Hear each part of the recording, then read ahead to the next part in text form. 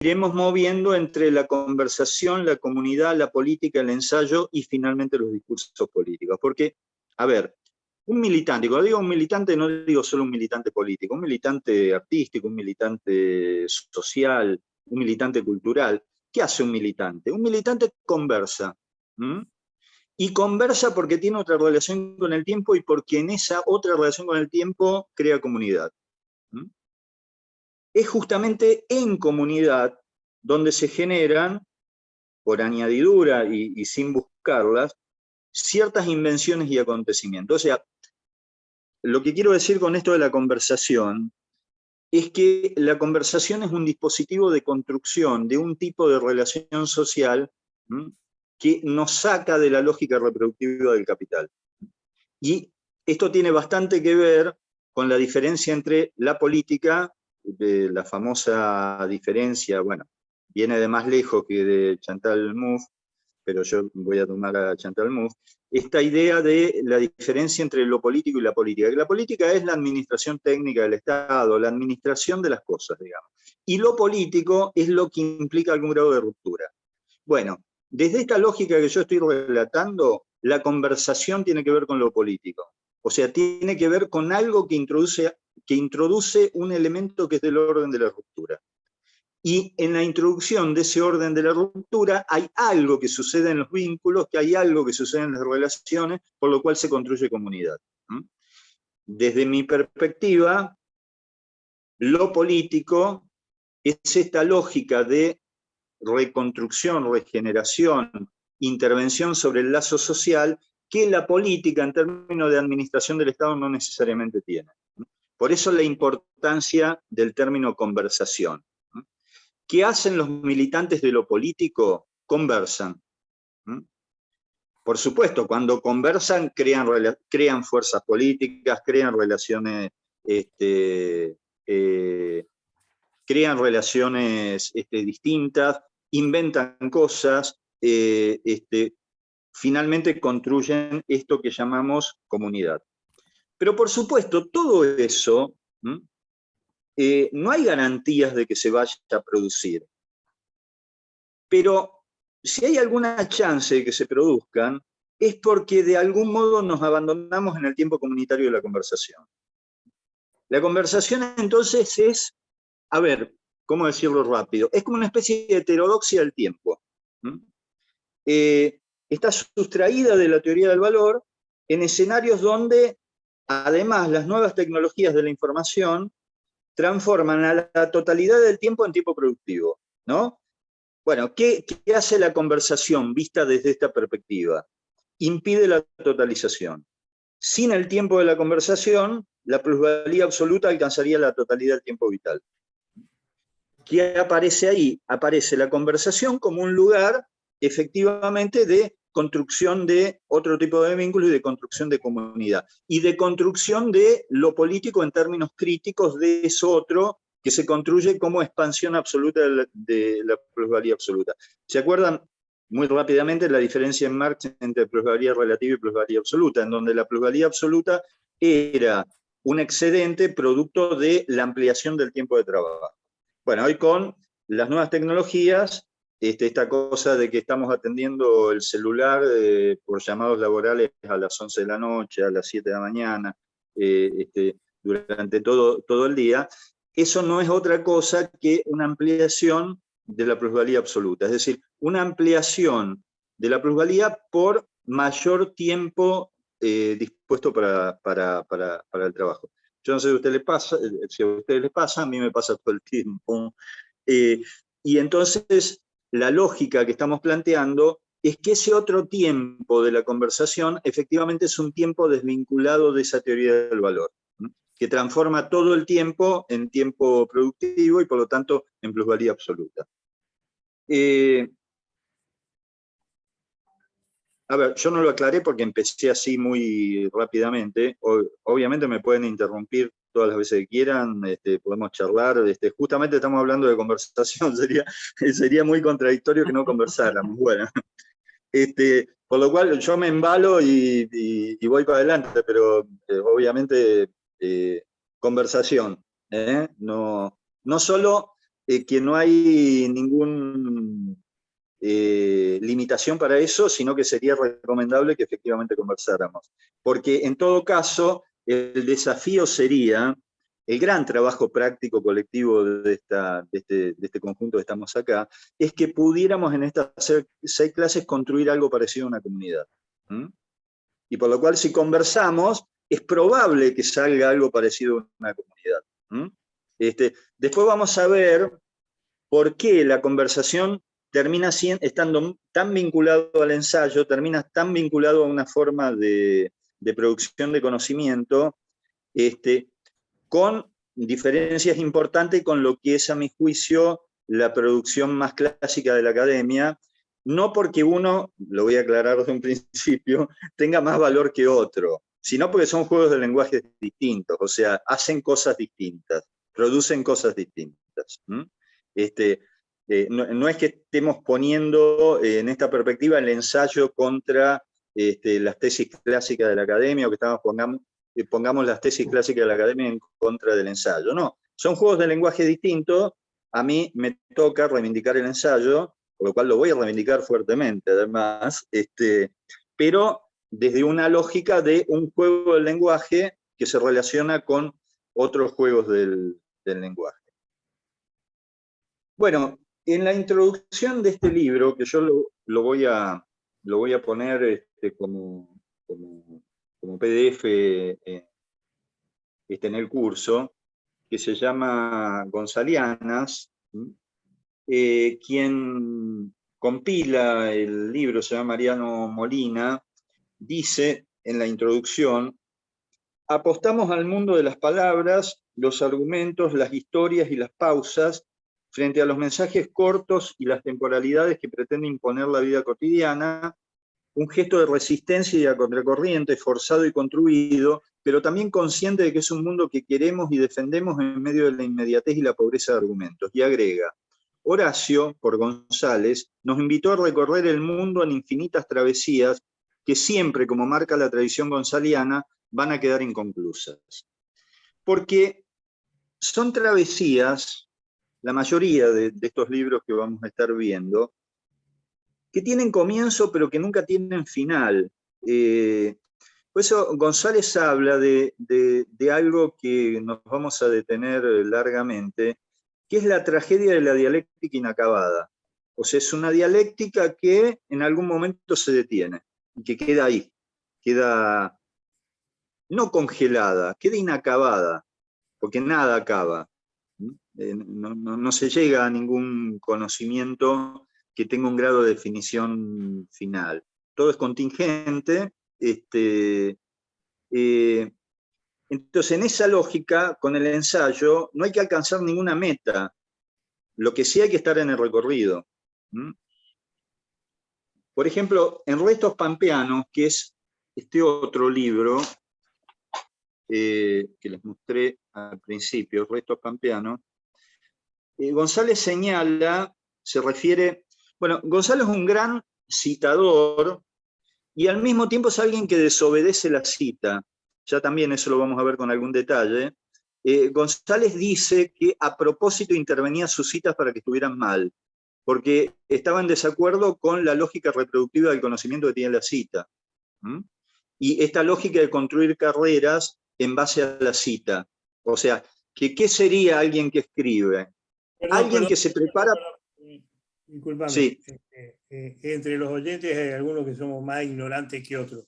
¿Puedes desarrollar un poquito más este concepto de no está de acuerdo con la cita?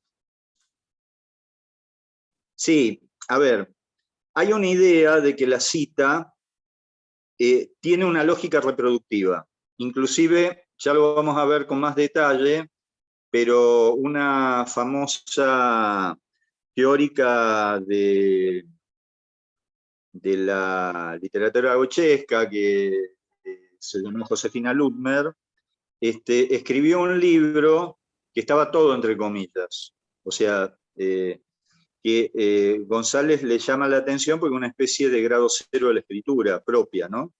Y sin embargo, cuando se recorre esa lectura, aun cuando está todo entre comillas,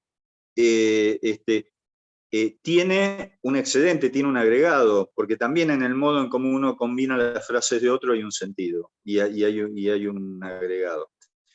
Por ejemplo, Perón era un gran eliminador de citas, o sea, era alguien que expropiaba, por ejemplo, a Clausewitz, que era un teórico militar importante.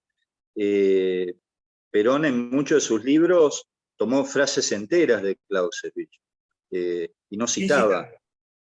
¿Eh? Sin citarlo. No, en ese caso no citado. Ahora, por supuesto no vamos a plantear una discusión moral acá, si la cita sí o la cita no. Lo que sí, lo que estamos planteando es que en este caso la cita está planteado como un medio de reproducción del conocimiento, y por lo tanto los actores de ensayística, algunos de ellos que tienen como una rebeldía natural contra esa reproducción del conocimiento, tienden a hacer una teoría sobre la ineficacia de las citas. Pero lo vamos a ver con algún detalle mayor. Y otra cosa, cualquier cosa que yo diga, planteando autores que no se conocen o lo que sea, ningún drama en nos detenemos unos minutos ahí, en caso en que yo también lo sepa, porque no es que uno sabe todo de todos los autores de lo que está hablando.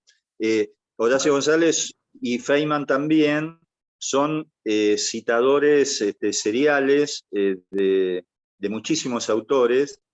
Por ejemplo, en este libro, Restos Pampeanos, Horacio González lo que hace es retomar la ensayística de lo que se llamaron los doctores escritores, que fue un conjunto de médicos que escribieron ensayística alrededor de comienzos del siglo XX, que fueron lo que en Buenos Aires, en la ciudad de Buenos Aires, son los nombres de los principales hospitales. Qué sé yo, José María Ramos Mejía, bueno, ingenieros no, porque no es un nombre, Ameguino. Carrillo. O sea, ¿cómo? Carrillo. Carrillo, claro. Pero Carrillo es posterior, ¿no? Es ya de la década del 40. Estos son un poco anteriores, son 1890, 1900, 1910, que fueron ¿Me puedo interrumpir? un conjunto. ¿Cómo? ¿Puedo interrumpir para una pregunta? Sí. Sí. ¿Viste? Cuando hablas de la conversación como producción de lazo político, ¿cómo se diferencia esa conversación de esta apelación boba por parte de la socialdemocracia al diálogo?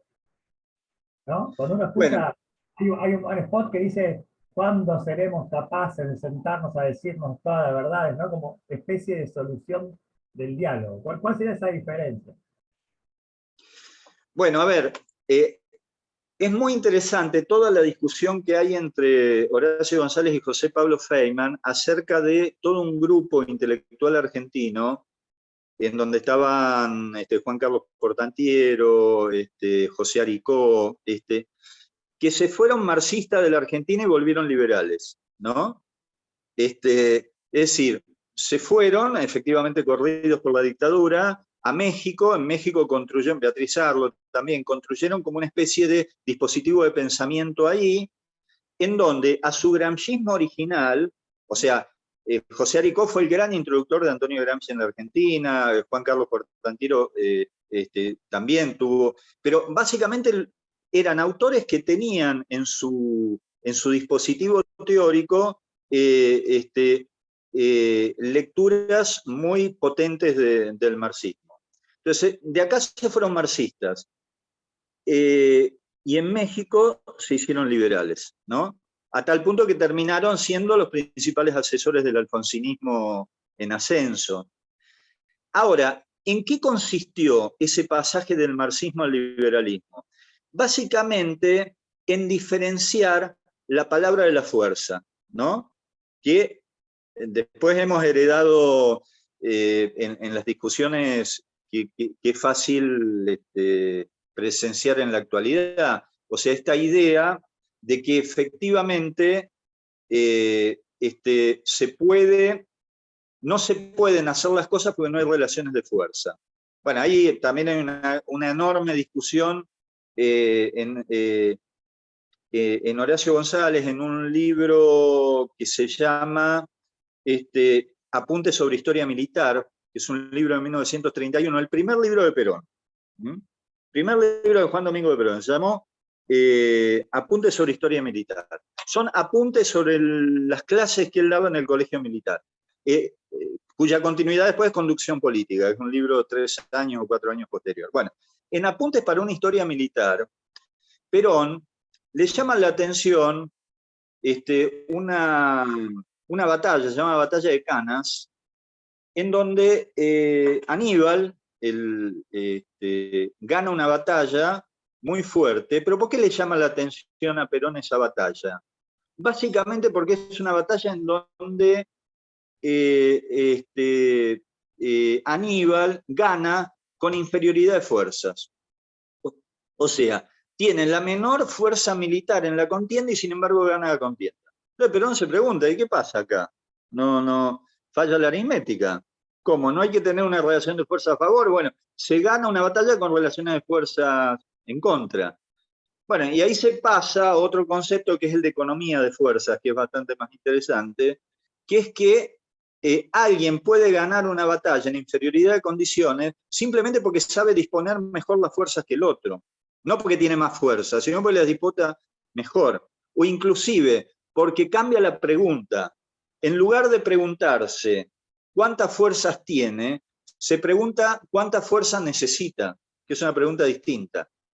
Porque si no se llega a situaciones en donde no se hacen determinadas cuestiones porque se dice que no dan las relaciones de fuerza, pero el problema es anterior, es que ni siquiera se usan las fuerzas que se tienen, ¿no?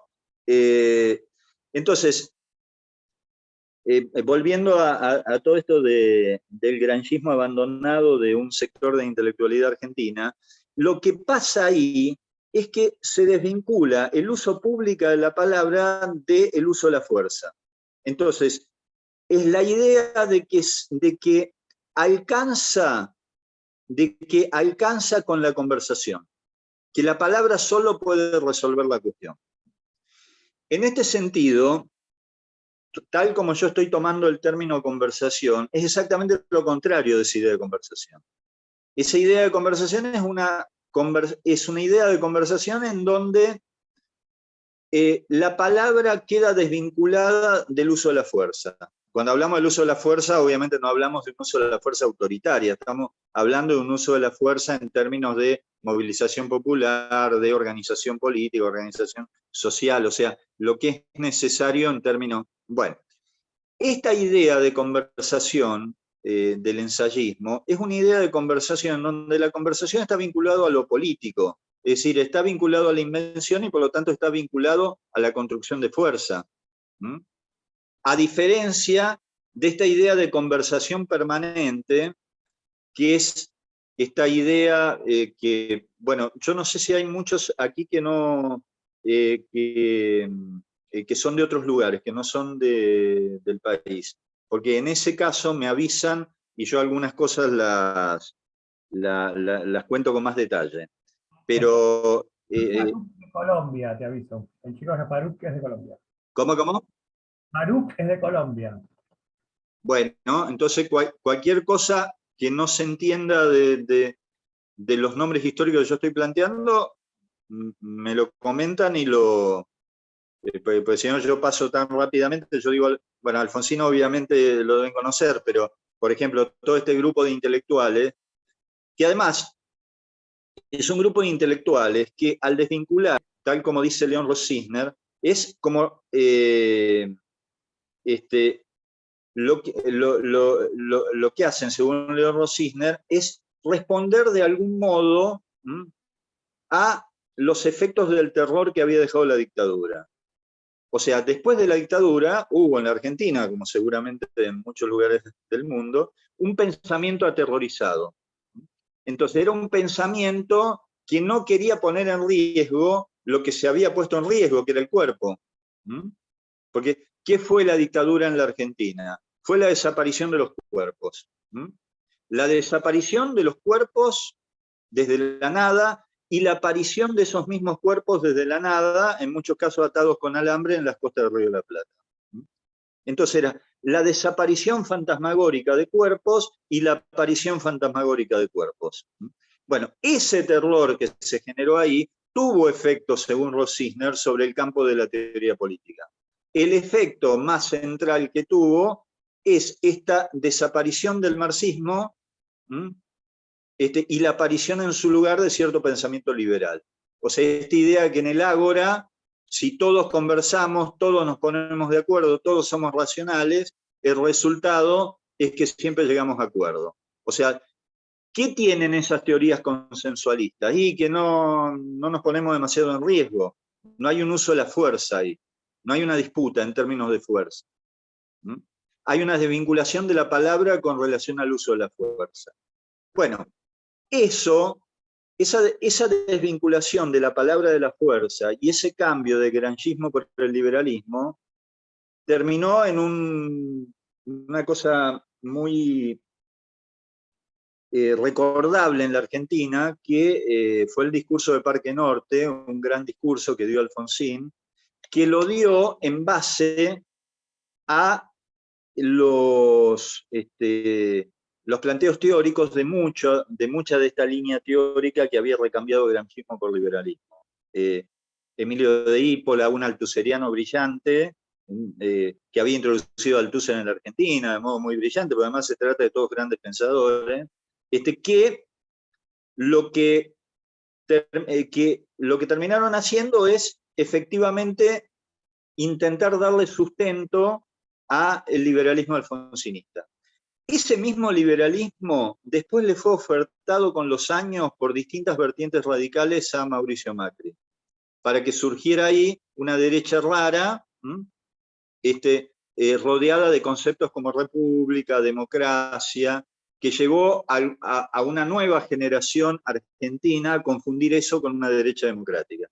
O sea, en lugar de ser una amalgama histórica de discursos, los discursos de la democracia y de la república, los discursos liberales, para recubrir el planteo clásico de la derecha argentina, ese sector confundió eso con la venida de una nueva supuesta derecha democrática. Pero, digo, todo esto lo vamos a ir viendo en estas 3 clases con mucho detalle. Yo voy a volver ahora a las ideas de Horacio González de lo que fue el tema de conversación ensayística y un conjunto de discursos que surgieron hacia el 1900 y voy a tratar de vincularlo de este modo. Desde esta lógica que yo estoy planteando, un intelectual nacional es un conversador que en sus actos de conversación va creando y recreando un lenguaje nacional vinculado a la creación de fuerza política, o fuerza social, o fuerza cultural.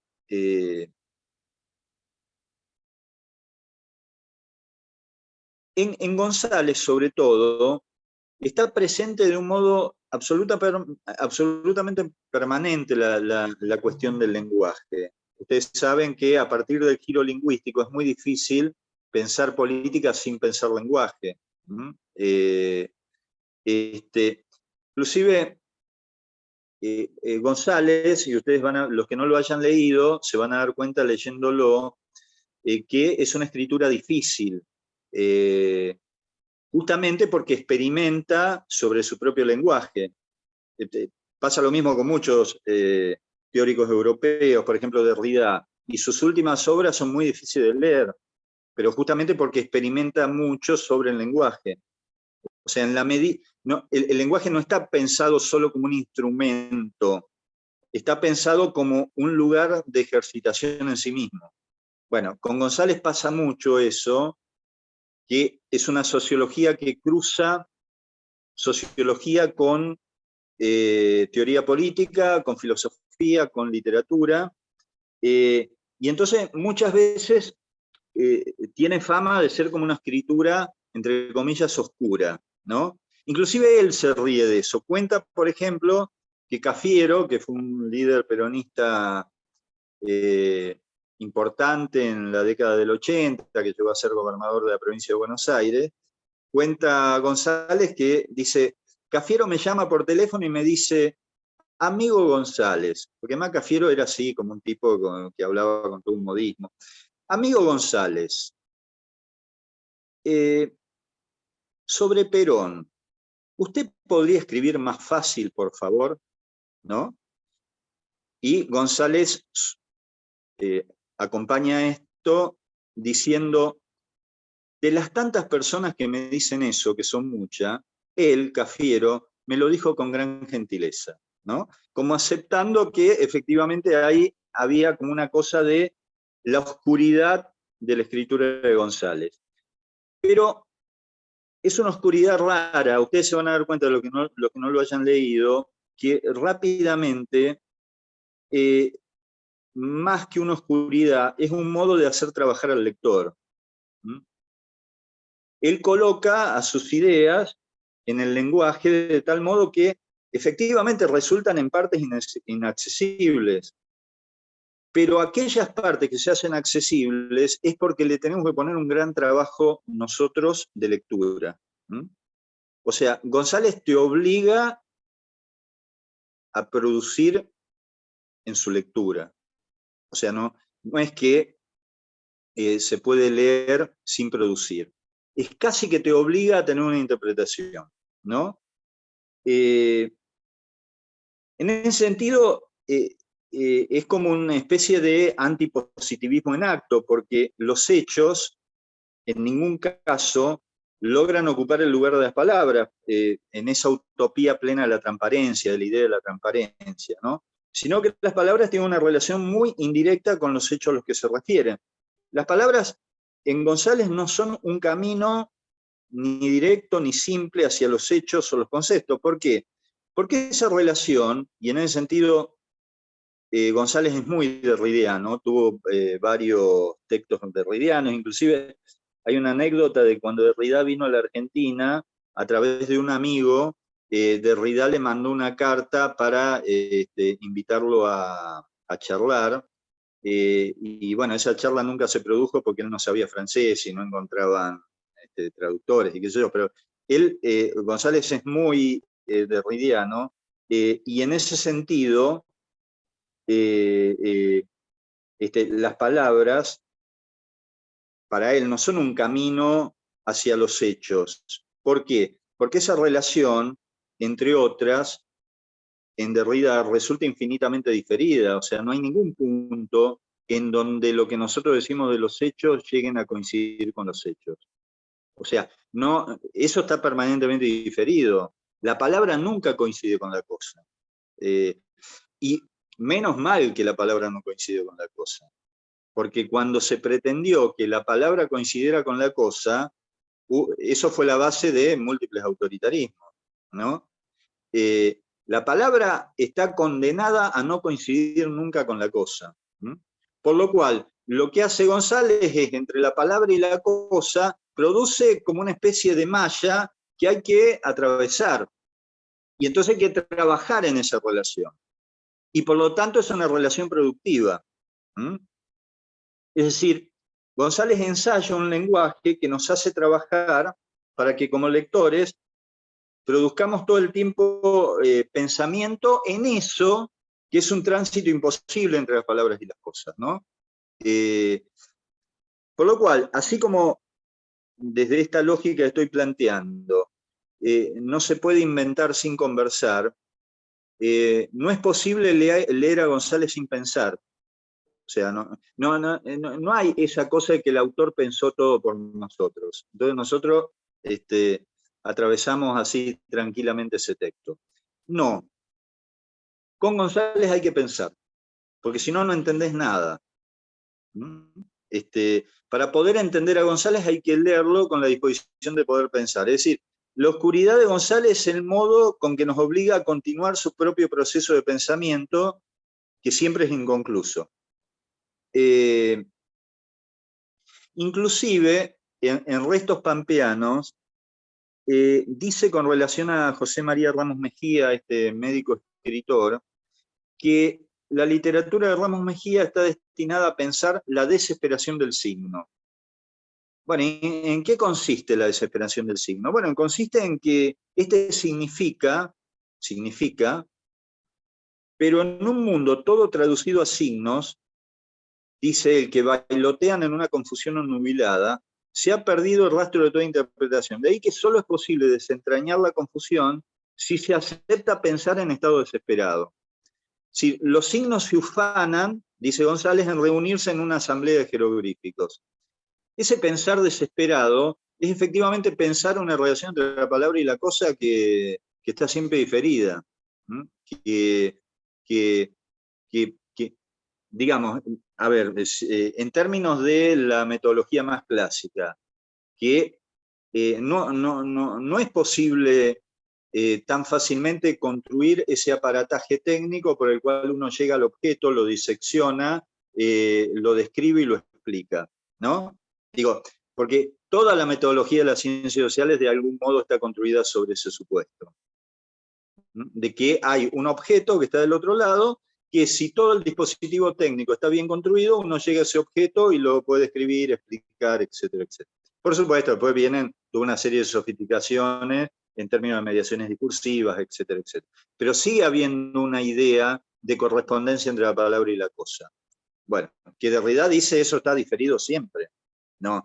Entonces, a ver, el ensayo, en Horacio González, en José Pablo Feynman, en Eduardo Ruinesi, lo que tiene de interesante es que parten de aceptar ese diferimiento constante, infinito, entre la palabra y la cosa, y que entonces es posible pensar todo el tiempo ahí adentro en términos de interpretaciones. Pero en términos de interpretaciones. Y por supuesto, desde la raíz nietzscheana, interpretaciones puede haber muchísimas. Es como, por lo cual, después lo vamos a ver con más profundidad, pero vean cómo estamos llegando a una diferencia en términos de la lógica del ensayo y la lógica, que son dos juegos de lenguaje distintos, de la producción, si ustedes quieren, más de una tesis académica.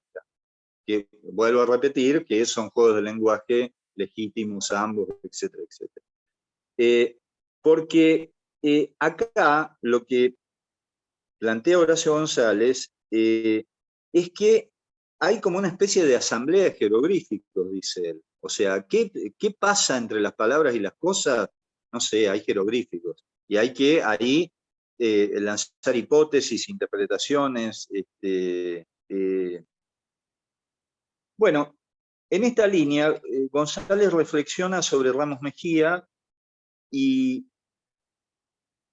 sus conclusiones son aplicables al mismo, es decir, ambos producen textos resistentes a la interpretación a la que se llega por el merodeo y la insistencia. O sea, se trata de escritos, el de Ramos Mejía, el de González, que exigen mucho del merodeo y la insistencia. O sea, son textos sobre los cuales hay que insistir, porque leer es necesariamente pensar. Es decir, leer es necesariamente seguir produciendo el texto que se lee.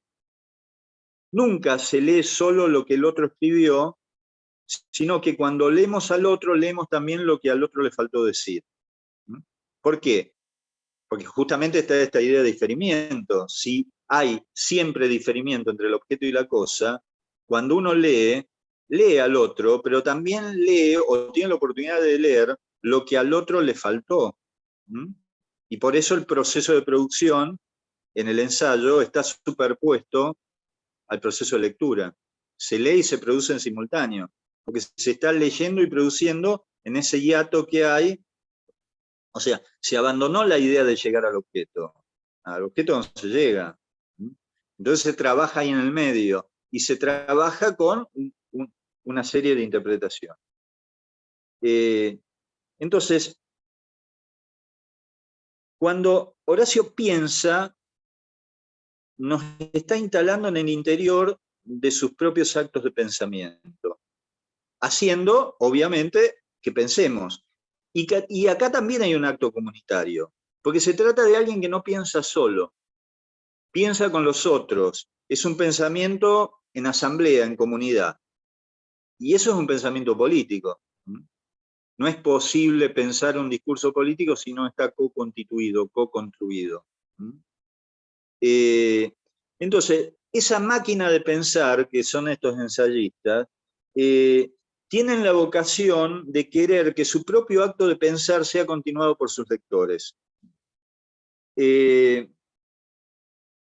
También en Restos Pampeanos, González cuenta que José Ingenieros, que es otro de los médicos pensadores o médicos ensayistas, José Ingenieros, en La simulación en la lucha por la vida, que es un texto de 1903, complementa la idea darwiniana de lucha por la existencia con la idea de simulación.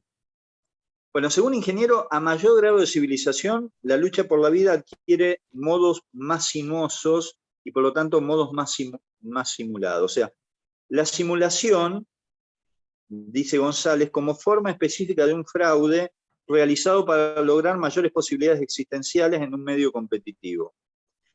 Es decir, estamos en un terreno similar al de la dificultad para interpretar directamente los textos, ¿no? Ahí en esta primera parte de Restos Pampeanos, González desarrolla toda su reflexión en el centro de esta red de producción de un saber médico en los inicios del siglo XX, en donde efectivamente a José María Ramos Mejía, José Ingeniero, Florentino Ameguino, en donde hay como una idea de tratar de encontrar esta cosa de la transparencia. Dice González que ello se continúa en Martínez Estrada, que es otro pensador importante, un poco posterior, que dice que Martínez Estrada se corresponde con la misión que se había atribuido este ensayismo científico, es un ensayismo científico moral de estos médicos positivistas, respecto a combatir las irradiaciones de la simulación en la vida social. O sea, lo que se proponían era extraer la simulación del conjunto de relaciones sociales. Y es la utopía del logro de la transparencia esto, ¿no? Interferir la circulación de lo que no es verdad, entre comillas, pero sabiendo que la intervención sobre eso que circula solo produce nuevas interpretaciones sin que esté en juego la verdad. Es decir, esta lógica positivista de los doctores, escritores, los conduce a que detrás de las simulaciones y de las enfermedades del cuerpo de la nación esté la verdad de la Argentina. O sea, ¿dónde está la verdad de la Argentina? Bueno, en esa posibilidad de atravesar las simulaciones. Por lo tanto, es la ciencia y la política la que redime. Y bueno, y acá está en juego la metáfora de la nación enferma. Por lo tanto, hay que luchar contra los males del cuerpo de la nación, librarlo de enfermedades, virus, parásitos, porque son ensayistas políticos, al mismo tiempo son médicos, por lo cual son altamente biologistas. Entonces hay una nación enferma, ¿no? ¿Qué hay que hacer con esa nación enferma? Bueno, hay que extraerles las enfermedades, los virus, los parásitos. Si hay que purificar el cuerpo de la nación, es porque aloja impurezas. Ustedes fíjense, porque es interesante, porque este discurso biologista que está en los principios del siglo XX, se traslada claramente a la actualidad argentina, ¿no? Por eso, la vicepresidenta de la Nación, Cristina Fernández de Kirchner, es descripta en los medios hegemónicos en la Argentina, como es descrita con la estructura narrativa del virus. Los grandes medios opositores siguen hoy desplegando metáforas biologistas. La vicepresidenta es relatada a través de esto que llamamos esta estructura narrativa del virus. ¿Por qué? Porque es alguien en silencio, invisible, pero en continuo avance y con alta capacidad de contagio. O sea, que lo que hace la vicepresidenta es con cualquiera que habla lo contagia, ¿no? Según estos medios opositores, entonces, este virus intenta ganar posiciones. Es decir, busca avanzar en el cuerpo del gobierno y acelerar ahí su trabajo de destrucción y colonización. Es decir, ella quiere entrar al organismo del gobierno y desde allí intentar destituir ministros para cambiarlo por otros que le respondan, que tengan mayor velocidad, mayores políticas públicas. Es decir, es una máquina de ocupar territorios. No mata en principio este virus, pero se apropia. ¿De qué se apropia ese virus vicepresidencial? Se apropia de espacios de poder, de organismos del Estado, de propiedades. Se queda con todo lo que encuentra a su paso. Es decir, es un virus acopiador. La vicepresidenta de la Nación Argentina, según estos relatos, es un virus acopiador. Y es también un virus autoritario, porque todo lo que toca lo homogeneiza, le da homogeneidad. Es decir, lo vuelve igual a sí mismo.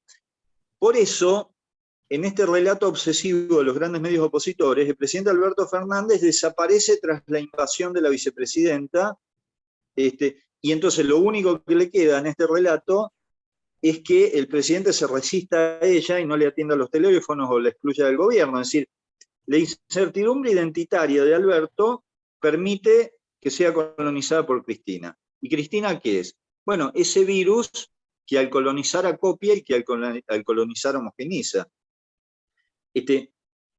Entonces, más en general, el populismo aparece como una especie de fuerza colonizadora, o sea, crea protectorados ideológicos en identidades indefinidas. Es como si la pandemia no hubiera terminado, es decir, el virus vicepresidencial intenta contagiar el cuerpo presidencial y entonces, ¿qué hace el cuerpo presidencial? Se aísla. Bueno, este discurso biologista, este discurso que uno puede encontrar en cualquiera de los medios hegemónicos de la Argentina, ya era un discurso expresado por estos doctores escritores de principios del siglo XX. Ustedes vean cómo es un discurso que de algún modo se mantiene, hoy mucho más sofisticado, pero es un discurso político del biologismo, ¿no? Que tuvo como base de sostén a muchos de los ensayos de ese periodo histórico. Ustedes fíjense lo que decía Martínez Estrada, por ejemplo, según González, hace, no en el siglo pasado, sino ya en el anterior.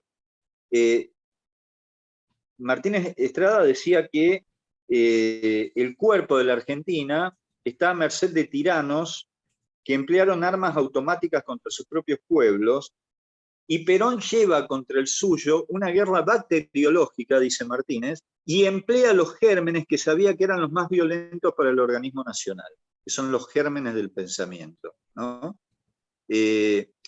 Bueno, una vez instaurada esta perspectiva biologista, aparece con el cuerpo los gérmenes, las bacterias, los virus, por el cual se hace necesario purificar esos cuerpos, es decir, librarlo de los discursos que los enfermaron, liberarlo de los discursos populistas, ¿no? Y además esa crítica, uno podría decir para simplificarlo, viene de un lado y viene del otro, porque Martínez Estrada era un escritor claramente de izquierda, e inclusive fue ovacionado en Cuba en una sesión de la Asamblea Popular. Cuenta el mito que el mismo Guevara en esta reunión de la Asamblea Popular en Cuba hacia el año 58, 59, le alcanza una silla para que pueda contemplar mejor el acto en la Plaza de la Revolución, y el Che le dice, puede sentarse aquí, maestro, ¿no? Esto es un tipo claramente situado a la izquierda. Bueno, esa izquierda también tiene un discurso biologista. O sea, no es solo propiedad de intelectuales más clásicos, digamos. Incluso Martínez de Estrada plantea después que Perón, dice Martínez de Estrada, era un fracasado con todos los estigmas clínicos de este tipo freudiano, ya habitual en las revistas de psiquiatría, por los cuales los discursos actuales de psiquiatrización de la política, también se pueden ver en muchos de los medios, proceden también de esta larga tradición ensayística iniciada en los médicos escritores. Entonces, en esta lógica, las tensiones polarizantes que uno puede encontrar en la sociedad argentina no son leídas como un producto transversal de las estructuras económicas y sociales, sino que son una especie de efecto vertical de un cuerpo y una psicología trastornada, ya se llame Perón, ya se llame Evita, se llame Néstor Kirchner. Y por ello, ¿cómo se resuelven las crisis políticas? Bueno, eliminando la parte que produce los trastornos, porque esa mente trastornada traslada sus trastornos a todas las sociedades. O sea, la psiquiatrización de la política es la construcción de un sector de la política que requiere ser retirada. ¿Por qué? Porque esas mentes psiquiátricas trastornan toda la estructura social. Entonces, ¿cómo se resuelve desde la política esta psiquiatrización de la política? Bueno, nosotros tuvimos un presidente aquí que dijo, mandando a un grupo de dirigentes con un cohete a la luna, digamos, sacándolos. Por lo cual fundan algo que es muy interesante para pensarlo, que es la superposición de democracia y exclusión. O sea, para que haya democracia tiene que haber exclusión. ¿Y qué es lo que se excluye desde esta psiquiatrización de la política?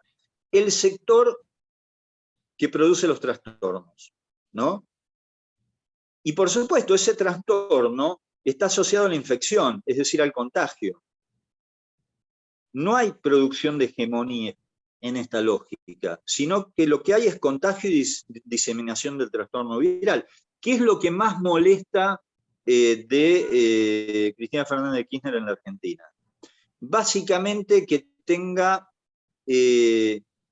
capacidad de contagio, capacidad de conmover, de incorporar al otro, etcétera, etcétera. Ahora, esta lógica que yo venía planteando del virus, de la estructura narrativa del virus, se vincula muy fuertemente con esta idea de la psiquiatrización. Ustedes fíjense que en todos los casos son metáforas biologistas, son metáforas médicas, digamos, originado en aquellos médicos, ¿no? Que todos sus apellidos ahora nombran a los principales hospitales de la ciudad de Buenos Aires. Ameguino, Ramos Mejía, ¿no? Son los médicos escritores que fundaron esta idea de la biologización de la política. O sea, o la psiquiatrización, porque además José Ingeniero creo que era psiquiatra. ¿Qué es? Bueno, acá hay un conjunto, a ver, la polarización no es producto de que en la Argentina hay un 50% de pobres y un 5% de ricos, o de que hay un sector económicamente poderoso y otro marginado, o un sector que tiene acceso a salud y educación de calidad y otro que no. No es consecuencia de esa fractura en la sociedad, sino que es producto de la mente psiquiátrica de un conjunto de dirigentes, que además lo que tienen capacidad es de contagiar y de generar este fenómeno de masas del peronismo que no se entiende, porque, digo, el peronismo y el kirchnerismo también, básicamente es un significante negado, porque es un significante del cual se dice que no se entiende. ¿Qué es el peronismo? Bueno, algo que no se entiende. Y entonces, ¿cómo se resuelve su descripción? Bueno, básicamente como algo que está fuera de la cultura. ¿Por qué? Bueno, porque es un conjunto de mentes psiquiátricas que trasladan sus trastornos y sus tensiones a la sociedad, porque parten la sociedad en dos. Ya no es abajo lo que la parte, la parten los dirigentes. Y este grupo de dirigentes. Entonces, ¿cuál es la operación que resuelve esta psiquiatrización de la política? Bueno, eliminar sus elementos psiquiátricos. Bueno, retirándolos. En algún momento fue eliminando los mismos cuerpos, en otro periodo histórico fue tratando de desarmar sus discursos, sus lógicas. Pero entonces se hace una especie de continuidad entre la palabra virus, la palabra cuerpo enfermo, la palabra contagio, la palabra trastorno, y todo eso tiene que ser resuelto por terapias de shock. Por terapias de shock biologistas, por decirlo de algún modo. Ahora, volviendo al tema de la simulación. La simulación, en la mayoría de estos escritores, es también un equivalente general, porque todas las especies pueden ser comparadas por sus distintas capacidades de simulación. ¿Qué es la capacidad de simular? Bueno, la capacidad que tiene el que es leído de inducir a ser leído con la lectura con la que él quiere ser leído. Yo construyo la lectura de mí mismo y trato de que el otro me lea de acuerdo con esa lectura. Por lo tanto, simular con éxito es distorsionar la lectura del otro sobre mí. ¿Por qué? Porque quien es leído intenta determinar la lectura de quien lo lee. Por lo cual, lejos de la transparencia, las relaciones sociales son estructuras donde todos somos lectores de un texto que el otro distorsiona. Nos preparamos como texto para que el otro nos lea según ese texto que hemos distorsionado. Pero con un agregado, ¿no? La distorsión sobre nosotros no es sobre un original, porque ese original no existe. La distorsión es siempre sobre la distorsión, puesto que el original, como sabemos, está permanentemente diferido. Hay el poder discrecional de la escucha, decía Lacan, efectivamente. Hay aquí una teoría de la cultura y una teoría de la comunicación en estos médicos escritores, porque la simulación en la lucha por la existencia crea una dinámica donde los signos son permanentemente distorsionados. O sea, la desesperación de los signos de los que habla González supone la vinculación de toda semiótica con el movimiento del poder, porque la distorsión de los signos es un instrumento estructural en la construcción de relaciones de fuerza y en la lucha por el poder. O sea, no hay semiótica no politizable, digamos. Está en su misma base. O sea, hay desesperación de los signos, como dice González. En el sentido de que están siempre sometidos a tensiones, ¿no? Por lo cual, la simulación en la lucha por la existencia, o sea, esta cosa de que yo tengo para existir que medirme con otros, y en ese medirse, en esa construcción de relaciones, yo me hago más fuerte si puedo simular mejor, y puedo venderle la simulación al otro y el otro lo mismo conmigo, lo que significa es que las sociedades estructuralmente no van hacia la transparencia, sino que siempre van hacia la incertidumbre de los sentidos. Todas las lecturas están sometidas a la incertidumbre de los sentidos. Y ese es uno de los lugares del ensayo, también me parece. que el ensayo busca interpretar las distorsiones estructurales y mostrarlas, pero sabiendo que nunca se sale del campo de la interpretación y de las distorsiones. O sea, no hay una lógica en donde uno pueda decir, yo, como pensaban estos médicos escritores hacia el 1900, que era posible, efectivamente, eliminar la distorsión y en ese proceso que apareciera la verdad de la Argentina. Ahora, desaparece la distorsión y lo que hay es otra distorsión. Inclusive en José Ingenieros había 3 conceptos de simulación que yo por lo menos pude detectar.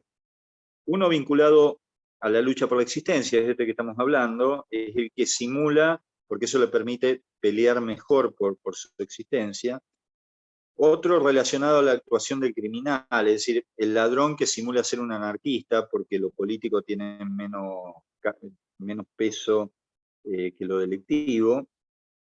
Y el tercero, el simulador nato. Y ahí, Horacio González dice, el simulador nato es el caso del fumista, que no está relacionado a las luchas que exige el medio, sino un carácter orgánico que implica una suerte de biología artística. Dice González, el fumista es el tramposo existencial que por determinación congénita de su temperamento no puede dejar de representar al burlador. Bueno, esta idea del simulador, que es en realidad un burlador, el fumismo quiere decir burlón, bromista, fanfarrón, en la Argentina fundó toda una línea estilística televisiva, una línea de producción de contenido televisivo. Uno de los más visibles fue el tinelismo, toda la producción más humorística de Tinelli, en donde el humor está superpuesto a la burla, es decir, hay alguien que simula algo y toma a otro, que en general es alguien inferior. La idea de corrupción, y en especial de corrupto, sí, efectivamente, es en esta misma lógica la idea de corrupción. Ahí después vamos a abundar sobre eso. Ahora, esta idea de los médicos escritores de la simulación, este tercer concepto de la simulación, que es el que simula, actuando como burlón, como bromista, como fanfarrón.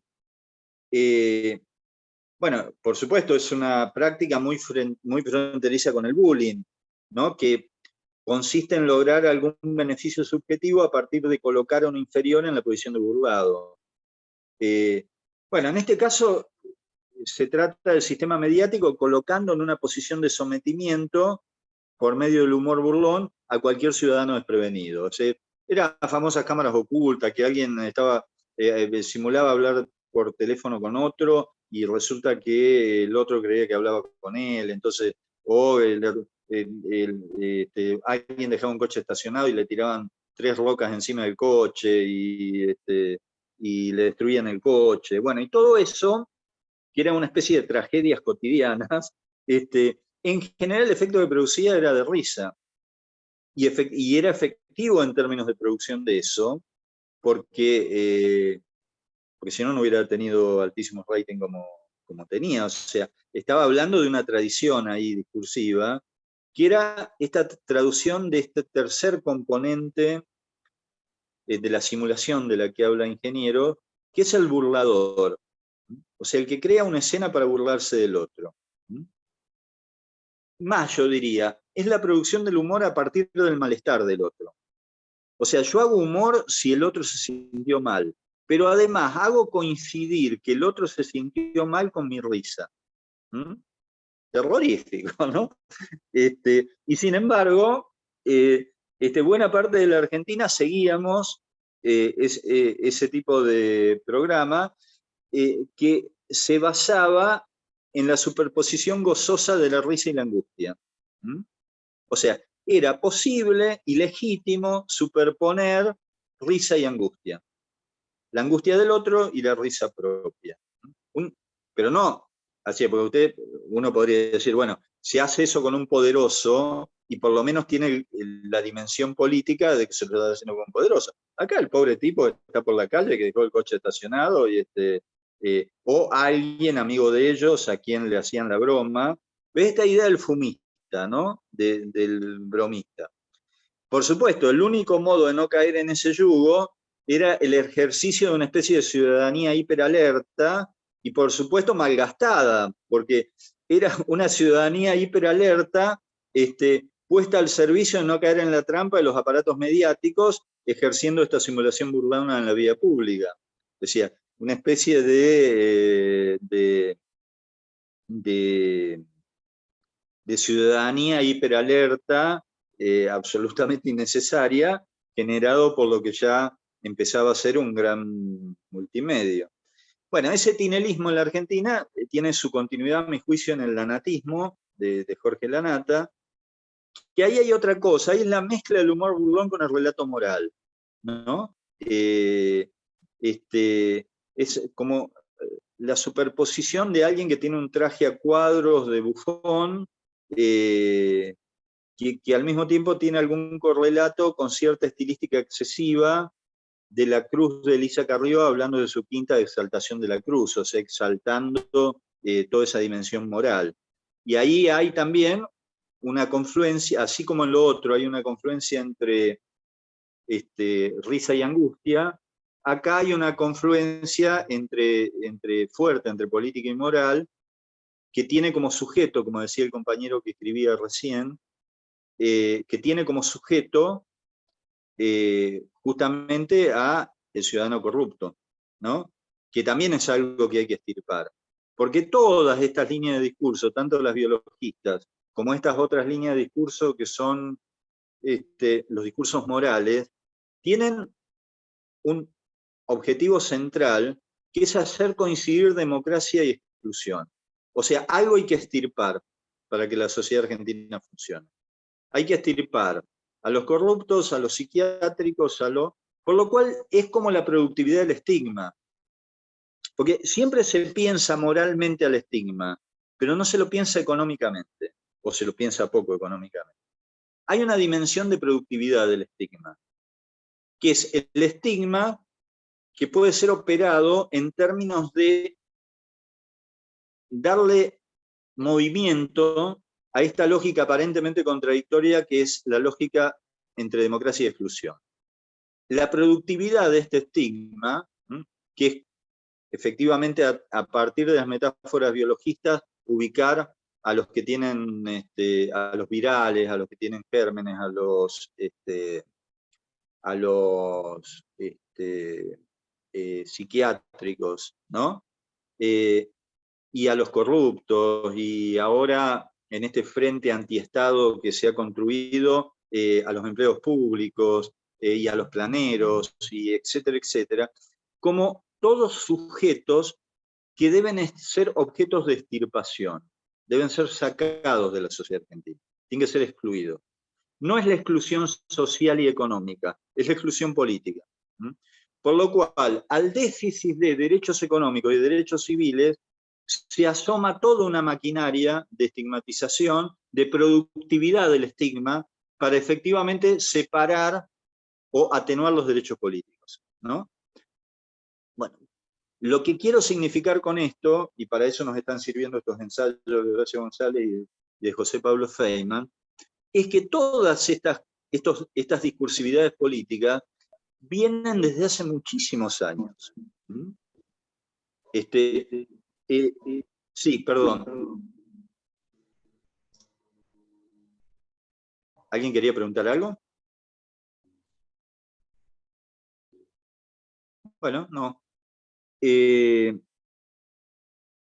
Por eso, a ver, en todo caso el desafío aquí es cómo pensar las discursividades en términos de discursividades concretas que nos lo permite el ensayo. El ensayo nos permite esto, y ahora vamos a ver con algún detalle por qué. A mí me parece que nos permite más el ensayo esto. porque básicamente lo que se trata es de ver cómo funcionan los discursos en términos de una línea transversal y sus apariciones permanentes con sus readecuaciones temporales, con sus exponentes temporales en el campo del periodismo, de las ciencias sociales, del ensayo, porque muchas de las corrientes profundas de la cultura argentina tienen su representación contemporánea en los formatos audiovisuales. El reality show, por ejemplo, ¿qué es? Bueno, sería la representación de la transparencia. ¿Qué busca un reality show? Bueno, efectivamente, que la imagen coincida exactamente con la cosa, con el hecho. No hay nada que la imagen no logre tomar.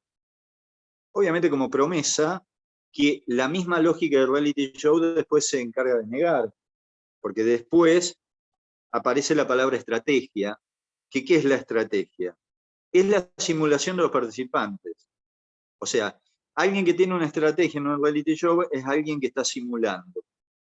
Por lo cual, la misma promesa del reality show termina derogada por la misma lógica del reality show. O sea, hay alguien que está prometiendo. En la Argentina hubo un jefe de gobierno en la Ciudad de Buenos Aires que, tomado por esta lógica de la promesa de la transparencia, inició su gestión poniendo cámaras en todo su despacho, tratando de mostrar que toda su gestión iba a poder ser vista. Bueno, obviamente creo que la experiencia duró 2 o 3 semanas, porque era insostenible. O sea, no, uno veía las cámaras y decía, no, bueno, pero si se va a ver todo, que se muestre cuando va al baño, qué sé yo, que muestre todo. O sea, si va a mostrar todo, que muestre todo.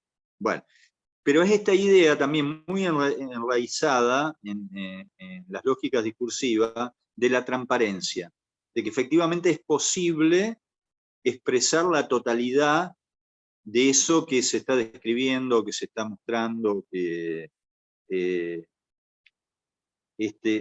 entonces, en esto, en los reality show, la simulación es como la distorsión sígnica por lo que lo que aparece está voluntariamente presentada como verdadero, ¿no?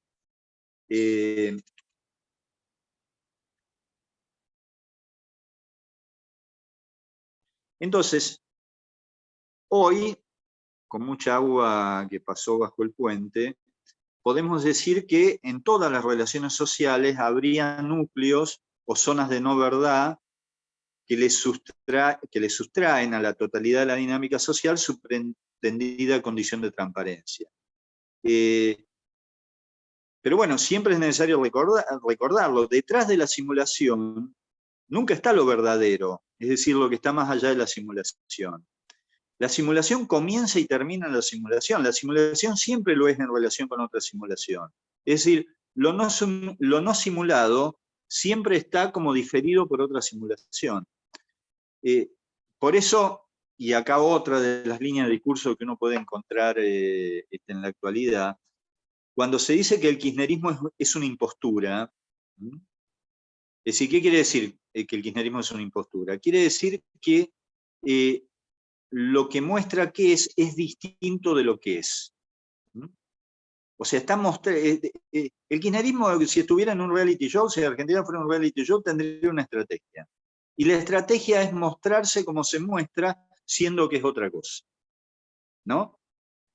Es decir, ¿qué se dice cuando se dice que el kirchnerismo es una impostura? Lo que se está diciendo es que hay una presentación originaria o verdadera del kirchnerismo, de la cual cualquier diferencia o innovación sería una falsificación. Más, lo que están diciendo es que habría una versión originaria del kirchnerismo, que por lo tanto sería una versión definitiva, y que ellos, los que están criticando la impostura, poseerían la verdad del kirchnerismo con relación a la que toda otra versión sería una falsedad. A lo cual lleva a lo siguiente, que los enemigos del kirchnerismo poseerían la verdad del kirchnerismo. acá en la Argentina Jorge Lanata, bueno, tantos que tienen esta idea. Lo que están diciendo es que ellos pueden develar la impostura del kirchnerismo porque ellos tienen la verdad del kirchnerismo. ¿Y qué sería esa verdad? Bueno, sería ese punto en donde las palabras y las cosas coincidirían. Ellos tendrían la capacidad, efectivamente, de describir al kirchnerismo tal como es. El kirchnerismo verdadero. No habría ningún diferimento ahí. Obviamente tampoco habría ninguna hipótesis de cambio. Ningún sujeto puede cambiar, ¿no? En esta lógica, si alguien cambia es un impostor. Pero lo más complejo de esta discursividad, por lo cual a mí me parece que es interesante, es que los que son los enemigos del kirchnerismo aparecen como siendo los propietarios de la verdad del kirchnerismo. O sea, son los que tienen la verdad. Son los que tienen la verdad originaria. Saben cómo es. Y como saben cómo es, saben cuál es la falsificación que muestran ahora de sí mismo, ¿no? Bueno, pero dice González, también había simulación en Perón. Perón también era, dice González, un simulador. ¿Y por qué sería un simulador?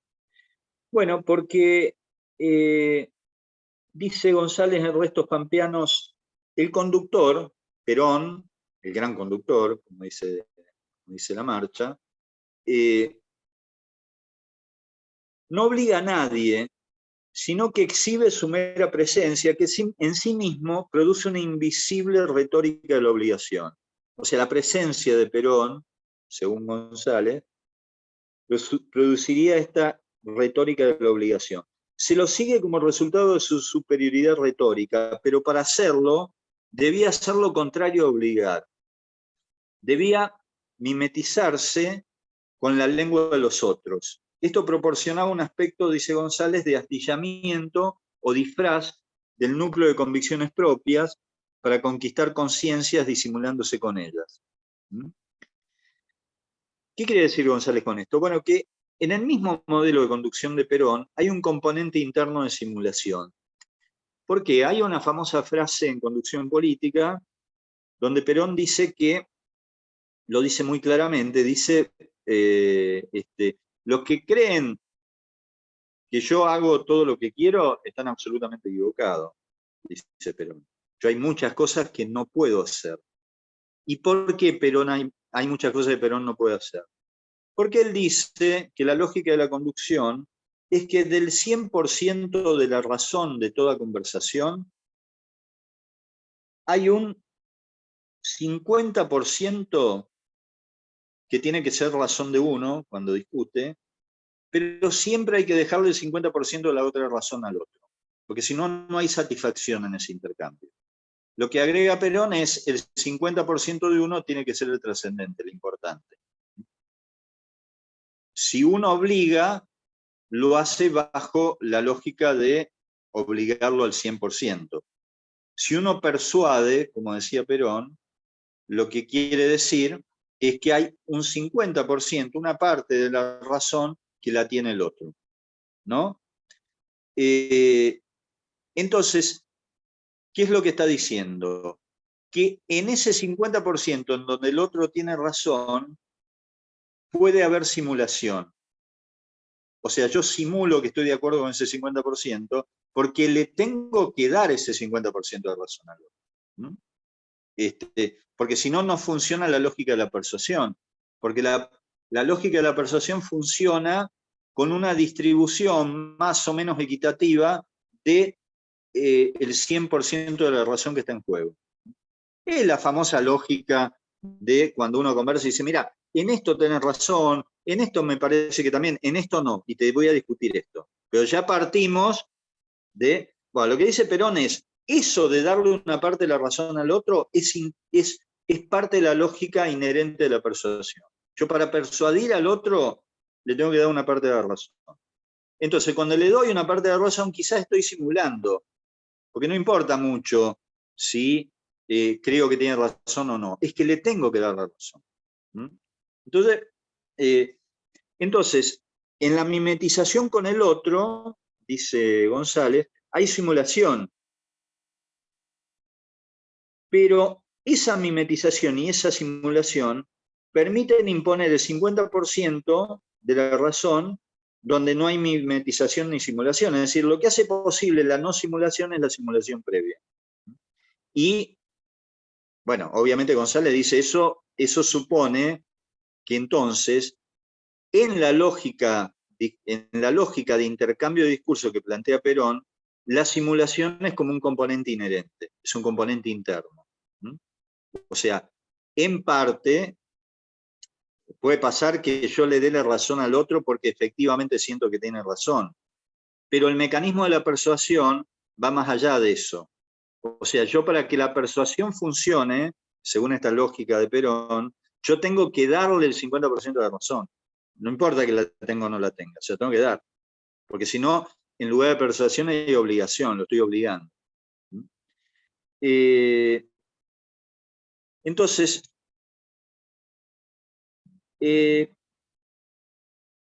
junto a este tema de la persuasión y de esto otro que estábamos planteando, que es la dificultad,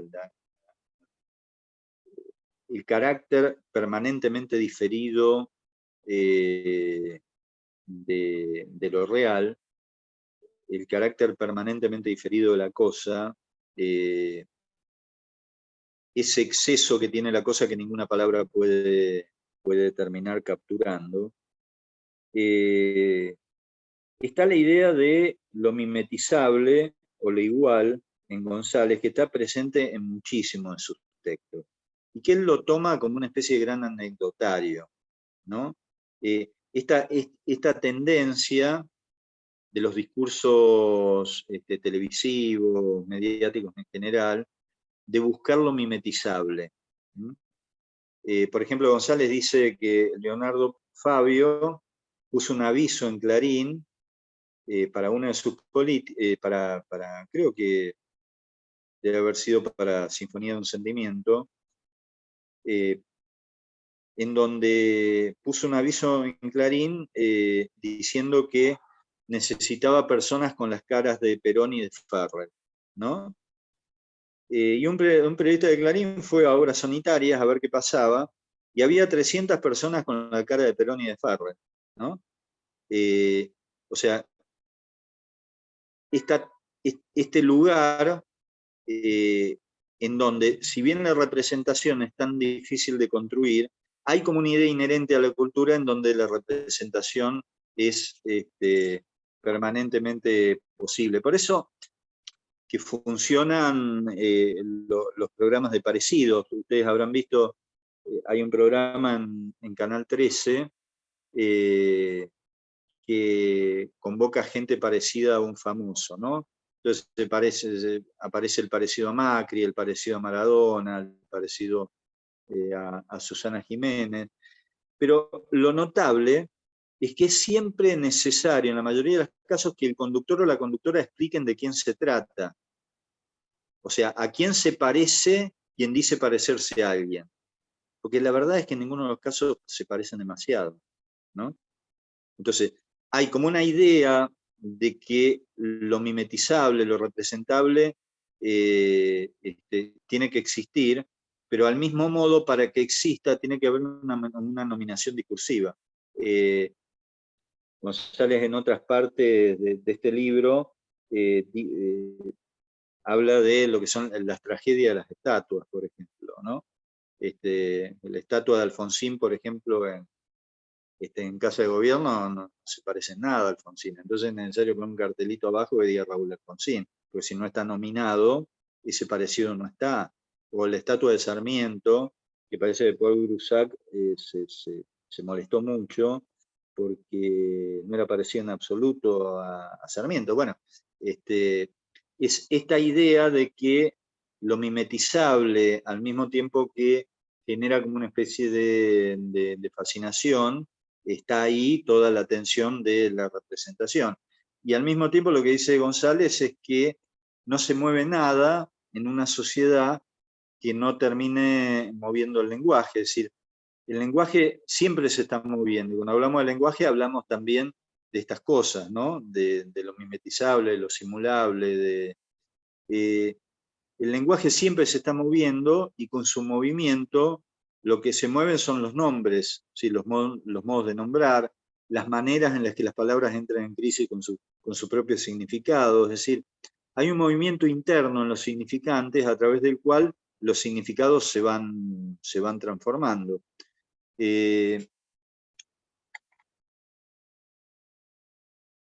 Por eso, por lo menos en lo que tiene que ver con la política, la producción retórica es lo que se llama la producción de las palabras elocuentes, es decir, las que producen lazos sociales y las que producen lazos políticos. El lenguaje, entonces, es un dispositivo de producción del lazo social y político. O sea, son las invenciones temáticas, retóricas y enunciativas las que terminan construyendo innovaciones en el campo de la política. Ahí González lo que dirá es de lo que se trata es de pensar los pensamientos de mezcla, sin que pierdan su gracia creadora, dice González. Esto es como la aventura democrática de conocer, ejerciendo la crítica, dice González, por sustracción o por extrapolación. Pensamiento de anexión, dice, además, pensamiento de readquisición o de transferencia que de algún modo nos recuerda la eficacia, la rareza y el mito crítico de pensar basado en el acto irremisible de quitar algo de lo existente o en agregarle lo que parecía no corresponderle. Y esto es como, me parece, como una dimensión importante del campo constitutivo del ensayo. Es decir, una práctica de producción de conocimiento muy diferente al de la investigación clásica regida por las metodologías académicas. Y ahora vamos a pasar a intentar diferenciar un poquito alguna de las lógicas del ensayo y alguna de las lógicas de las metodologías más académicas para ver cómo funcionan como juegos de lenguaje. Pero si quieren paro un poquito acá y dejo lugar a preguntas, comentarios, agregados, críticas, lo que a ustedes les parezca.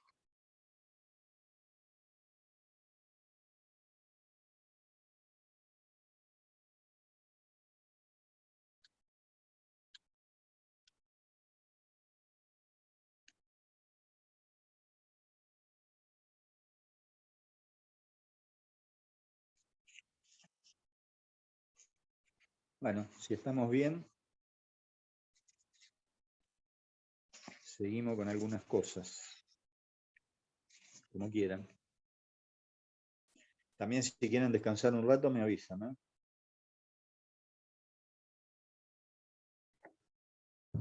Yo todavía estoy procesando toda la información que estás dando.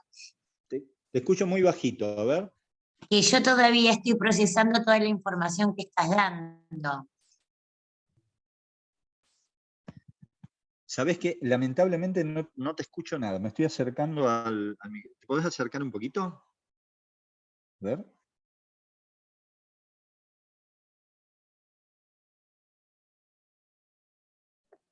Que yo todavía estoy procesando toda la información que estás dando. ¿Me escuchás? Bueno, perfecto. Sí, no hay ninguna obligación de intervención. Yo simplemente... Aparte, bueno, yo he ido a muchas charlas de Horacio y vos me estás presentando otro Horacio, entonces estoy procesando todo. Perfecto. Bueno, a ver, es lógico que alguien que planteaba tanto esta lógica de las interpretaciones tenga muchas interpretaciones de sí mismo, ¿no? Claro. Claro, porque a mí, por ejemplo, es decir, hoy planteabas la forma de leer a Horacio González y yo, en realidad, te digo sinceramente, él vino a muchas charlas en periodismo, hace más de 20 años, ¿no? Obviamente, y me resultaba una persona que oralmente era muy fácil de entenderlo. Puede ser. Sus libros por momentos tienen zonas que exigen mucho. No es que no se entienda, ¿eh? Mm. Es decir, yo después de esto voy a empezar a leerlo, porque realmente nunca leí un libro de él, sino lo escuché. Venía a dar charlas, bueno, y a dar clases en sociología con Víctor Mariani. Claro, claro. A mí me encantó lo que escuché. A mí también. Me encantó lo que escuché y siento que nos hiciste la de Horacio González también. Como dice María Marta, nos tenemos que ir a remitir. Bueno, hay muchas cosas que justamente mencionaste que estaban como muy... Justo las venía me venía preguntando. Pero muy interesante. Lo que pasa que es una cantidad enorme de conceptos, de relaciones para pensar ahora, después sí, y para releer o leer. Yo les voy a enviar esto que estoy diciendo con menos detalle, se los voy a enviar porque lo tengo escrito. Además creo que la Genial. clase está siendo grabada. Mm. Sí, me parece bárbaro. Así es más, es decir, tenemos el apunte y el libro para interpretar lo que se nos escapa. Sí, perfecto. Sí, sí, entendiendo que cualquier lectura que uno haga sobre Horacio González con sentidos tan múltiples va a ser una interpretación con relación a otras muchas interpretaciones. Mm. Claro. Es más, yo en las charlas por ahí no lo veía más como historiador, es decir, lo entendía así, que mucho más que ahora vos lo que estás hablando de lingüista, es decir, lo veo más que está analizando el lenguaje. Política. Claro, pero el lenguaje, y yo nunca lo había escuchado así a él, y bueno, debe ser que también dejé de seguirlo.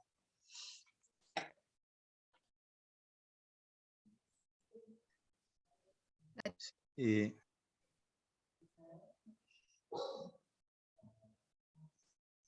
no te escucho, Lala, no te escucho a vos, porque estás muteada. Hola, ¿ahí me escuchás? Ahí sí. Ahí sí, bien. No, lo que te quería preguntar es si de la bibliografía que vos tenés puesta para este módulo, si tendrías que recomendarnos algunos de los textos como para decir introducirnos a Horacio González. ¿Con cuál te parece que podríamos de alguna manera capturar un poco de lo que vos dijiste, o por lo menos, no sé, lo que te parezca como más representativo por ahí, como para iniciar la lectura? Es decir, bueno, ¿por dónde saldríamos? Bueno, a ver, yo les voy a dejar un par de capítulos, par de capítulos, ¿cómo se llama? No me sale la palabra, escaneados. Pero si tienen ganas de leer un libro entero, yo voy a dar algunas partes escaneadas. Este libro es un libro de diálogos entre José Pablo Feynman y Horacio González, se llama Historia y Pasión, la voluntad de pensarlo todo, es del 2013 este libro, en donde, bueno, hay diálogos entre ellos que son muy, muy, muy interesantes, y buena parte de esto que yo estoy diciendo está contenido aquí, de modo fragmentario. Yo en todo caso lo ordeno más, pero está acá. Perfecto. Y para mí este es un libro que yo lo recomendaría antes que Restos Pampeanos, porque Restos Pampeanos es un libro mucho más difícil.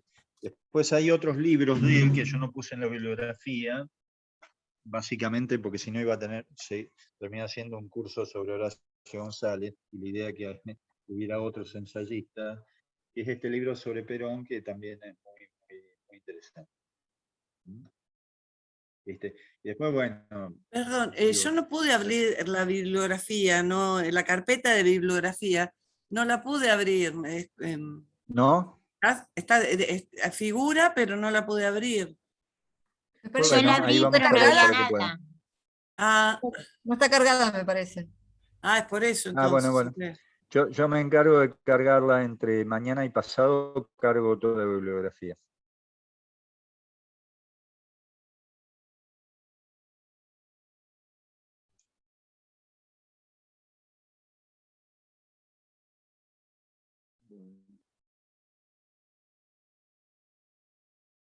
Bueno, seguimos un rato más.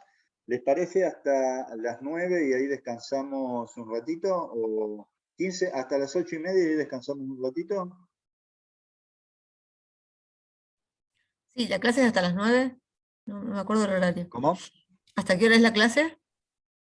La clase es hasta las 10, pero la idea era Ah, o descansamos un ratito o terminamos un sí. rato antes, como Bueno, ustedes quieran. como quieran. Pasamos un ratito. Bueno, dale. Hagamos Una una pregunta cosa. antes de Vamos seguir. hasta las 8:30, 15 minutos más, y 8:30 descansamos 15 minutos y después le damos una... Mostraste un libro sobre Perón Bueno. que yo no llegué a ver, perdón. César, no te escucho. A ver, que mostraste un libro sobre Perón que yo no llegué a leer el título, digo. ¿Podrás decir cuál Ahí es? te lo muestro de nuevo. Es Perón, a ver, se ve ahí. Perón, reflejos de una vida. Gracias.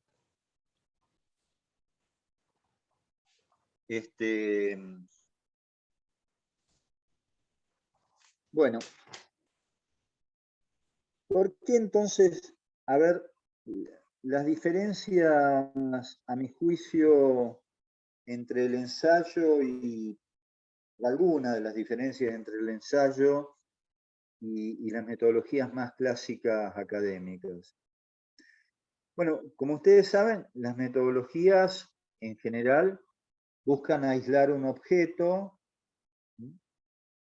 o sea, como el ABC es definir el objeto de investigación, fijarle lo más claramente posible sus límites, y luego, bueno, extraer de ahí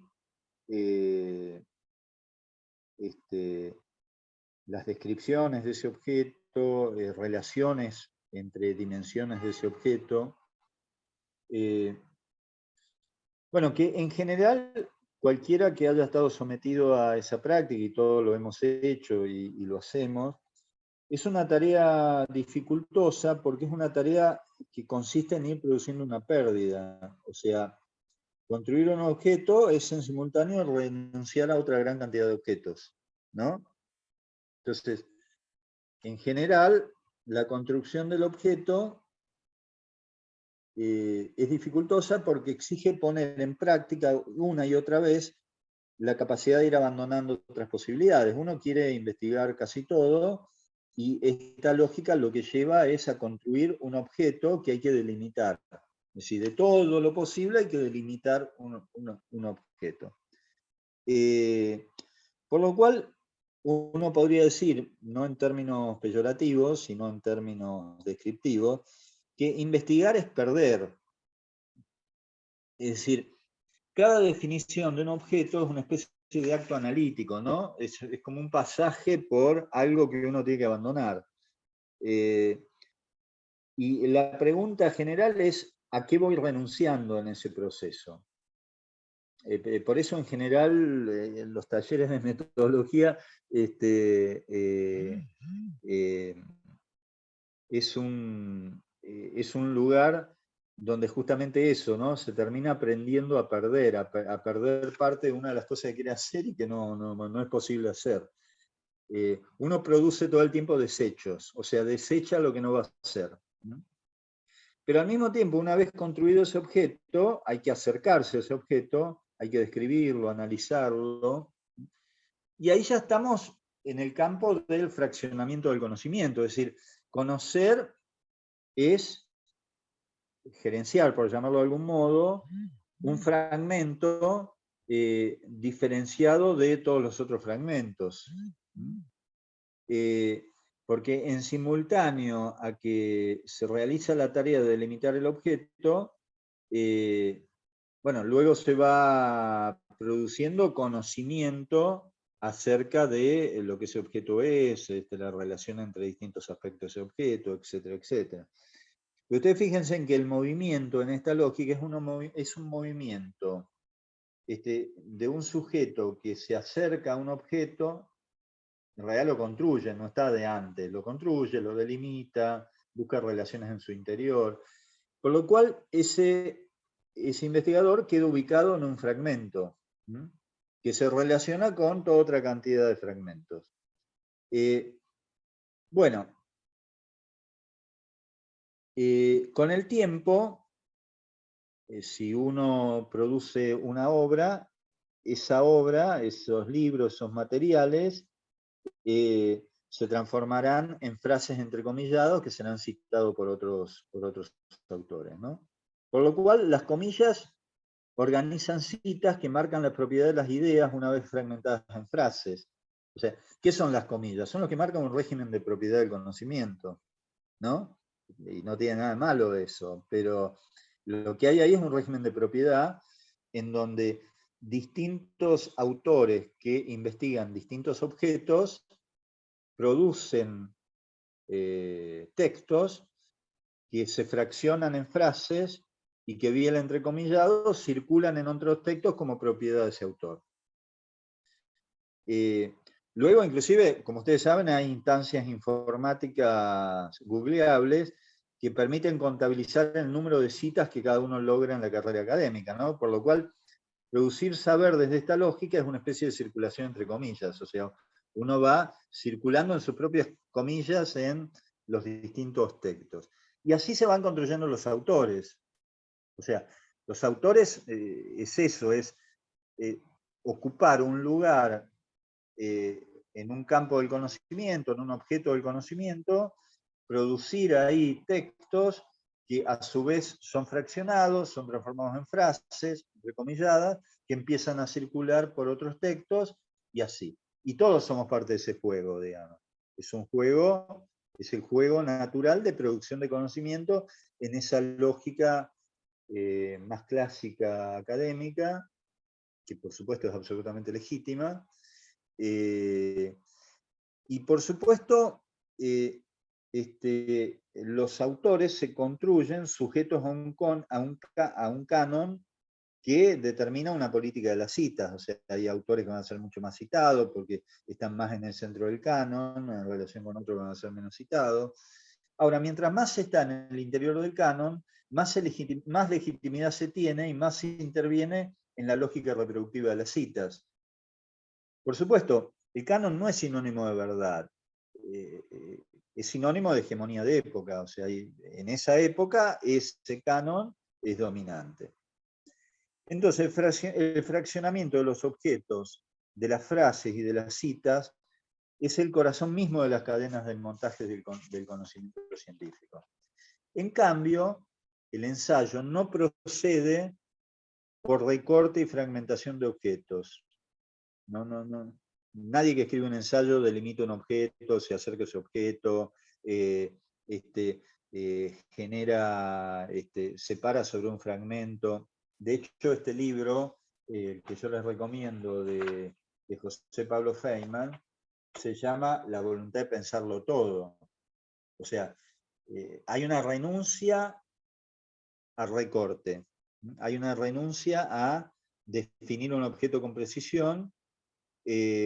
¿Por qué? Porque el ensayo no procede por recorte y fragmentación, sino que procede por operaciones de mezcla entre textos, de sustracción, de extrapolación, de readquisición, de transferencia, de anexión entre autores y textos. Por eso el ensayo autoriza pensar todas las cosas, no solo las que suceden dentro de un objeto previamente aislado, ¿no? O en el fragmento delimitado donde las metodologías nos llevan a pensar. En el caso del ensayo, lo que hay es una especie de, si ustedes quieren, de operaciones en donde se va trabajando o se va relacionando un conjunto de elementos, de textos, de hechos, que no necesariamente están previamente delimitadas. Más, el ensayo lo que hace es, como lo citábamos hace un rato, realizar distintas operaciones de mezclas, de sustracciones, de extrapolaciones, de transferencias, de anexiones, de los discursos y los hechos.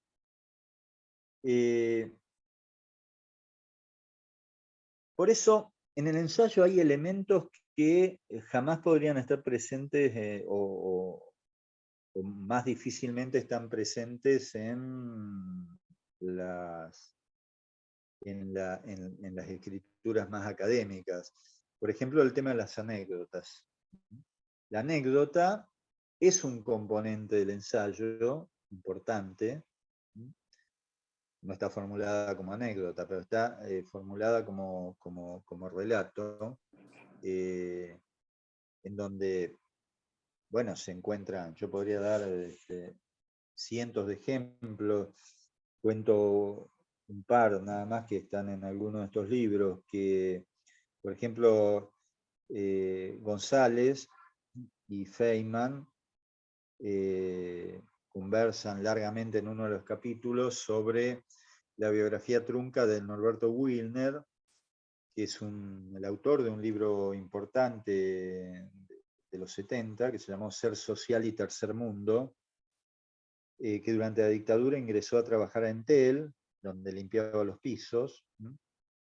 González dice ahí, se trataba de un filósofo con herencia mesiánica y jasídica, que terminó mezclando la filosofía con el lampazo, qué sé yo, porque el tipo pasó de ser el gran filósofo que prometía a ser el tipo que limpiaba los pisos en Entel, pero que finalmente, una vez venida la democracia, termina como asesor de las empresas de Franco Macri.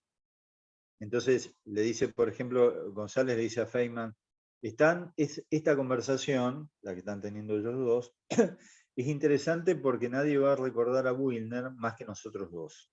Por lo cual, es una anécdota, si ustedes quieren, hasta acá menor, pero que toma un sentido distinto cuando esa misma anécdota sirve para pensar esas otras desapariciones. Es decir, la de los que enfrentados al terror, hicieron un quiebre en su biografía y pasaron al otro campo político, social y económico como asesores o ejecutivos de la economía concentrada. Por eso, la segunda parte de las vidas de estos personajes están fuera de la memoria del campo nacional y popular, porque desistieron de ser grandes filósofos, grandes teóricos, y al desistir desaparecieron del campo político en el que estaban. O sea, Wilner, como bien dice González, solo está en esa conversación entre González y Feynman. ¿Por qué? Porque desapareció, se fue a otro campo político, se fue al campo del empresariado, ¿no? En este caso, Wilner ha desaparecido. Un tipo distinto de desaparición, pero ha desaparecido.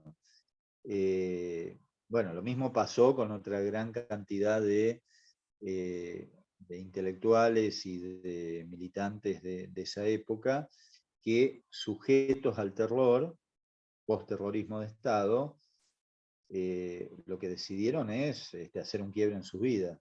O sea, esa idea que hay de quien se quebró, bueno, se quebró, ¿qué quiere decir? Que se quebró su vida, que fue para otro lado, ¿no?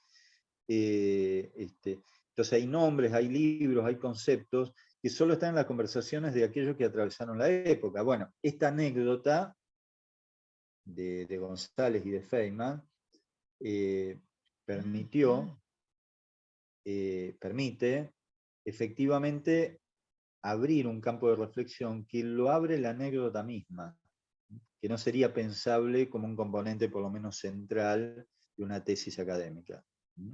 Por ahí puede haber anécdotas también, por supuesto, pero no como componente central. O sea, la anécdota es un componente cualquier desarrollo ensayístico, no porque tenga la lógica periodística de agregar color, como podría ser alguien con una lógica más periodística, no, sino porque esas anécdotas son parte de una reflexión sobre lo que está pasando en ese espacio vital en donde ellos dos están conversando, ¿no? Bueno, es 20:30. ¿Les parece retomamos 9:45? ¿Mm? Retomamos 9:45. Sí, Perfecto. perfecto. Ahí retomamos. Hasta Genial. luego. Hasta luego.